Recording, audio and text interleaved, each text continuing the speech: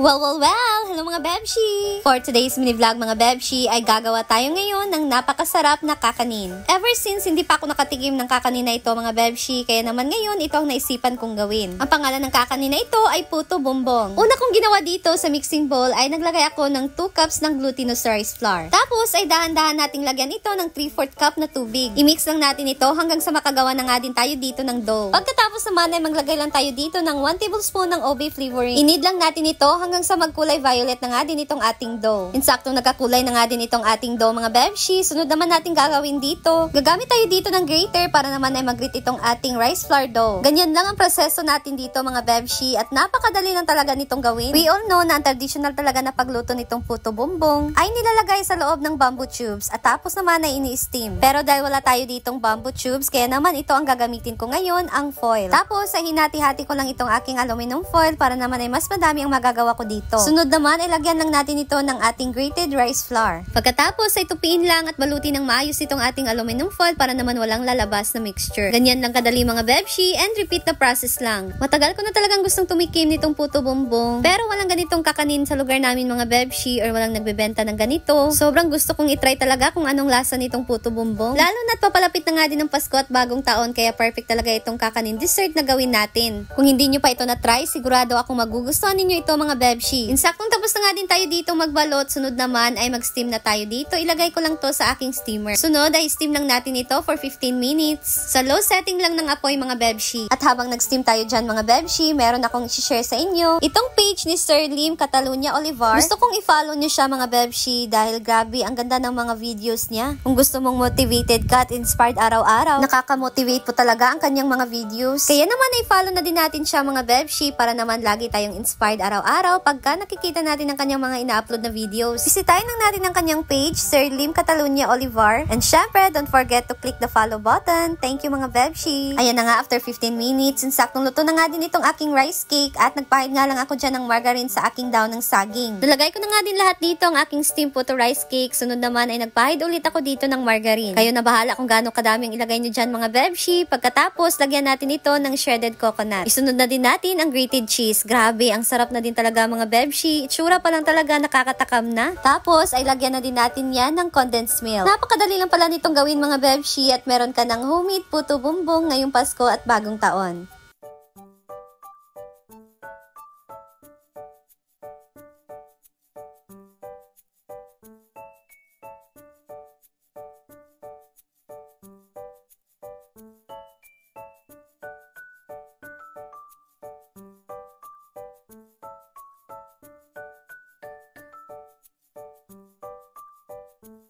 It's patabang bang. Wala lagi sa dahon nga kuan. Lisod kay itong buhaton. Yung kawayan. Oh. Since it's not... Ay, na. Simbang gabi na, so uso ang putabongbong. Hindi naman kami nagsisimba kay mga satanas mga tao dito. So hindi kami nakakain ng putabongbong. At wala naman ganito dito sa probinsya. Wala. Sa Manila lang talaga. So, here's the version of putabongbong cake. Putabongbong cake.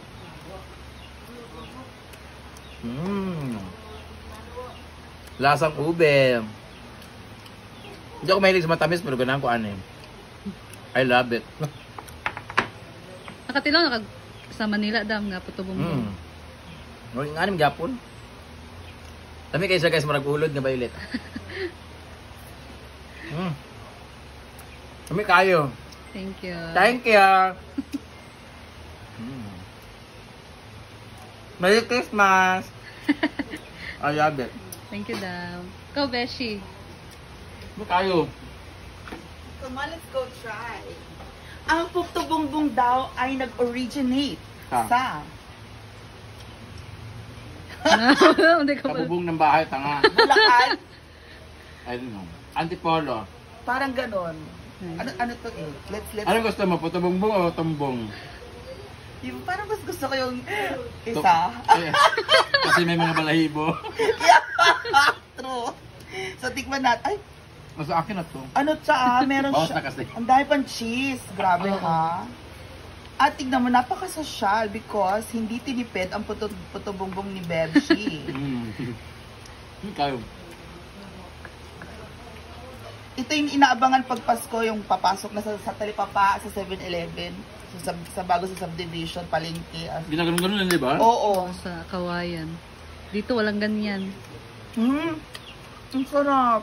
Ang favorite na Ay, gusto ko siyang sarap, baby. di ba? Ang harap. Ang creamy. Ba't ganun? Agpas na mo, kapag na mabilin. Kakaiba yung pagkakagawa ni Bebshi.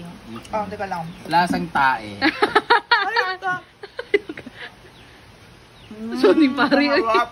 Si Ang Annabelle. harap. Thank you, Beshi. Pag mo sa imong pare, baka utsaka dal. Annabelle. Wala si Annabelle. Patubong bang Bebshi? Nakatilaw ko Puto Bongbong kay sa Manila. Di ba? Wala man dito na, no? Wala diri. Oo nga, wala. Kung tae ni Julot sa'yo. Aras kaya. Lamig, no? Because of the cheese, the milk, and then the... At hindi siya masyadong ganong Tabuko. sobrang tamis. Yung iba minsan nagbubudbud ng sobrang daming sugar. May ano pa, may leche flan na nilalagay yung iba. I love it. Can I have more? Chada. Yes. Ako sa magkaan, hurot na. More? Thank you sa Amore. Ang ano? Nako, simple amore, alam mo yan. Ang sarap.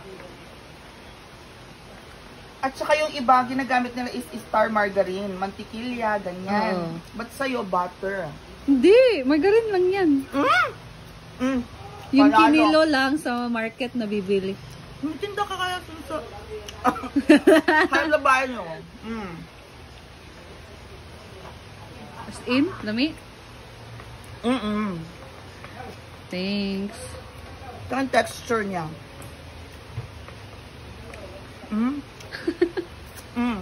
Nakadami na ako. Thank you. Thank you. Ako na wala. Wow, may merienda tayo ulit. Paskong-pasko na talaga. It's French fries. So guys, finally, andito na ako sa Hala, yan na sila. Yan bang gagamitin kong wig, Mars? biyahe. Pwede. Char. Andito na Tingnan gamitin ko mamaya. ano si Madam. Titingnan na niya ako. Rice cooker na 16 cups. Ano mo? Cooker na may... Nami ang siya. Sarap.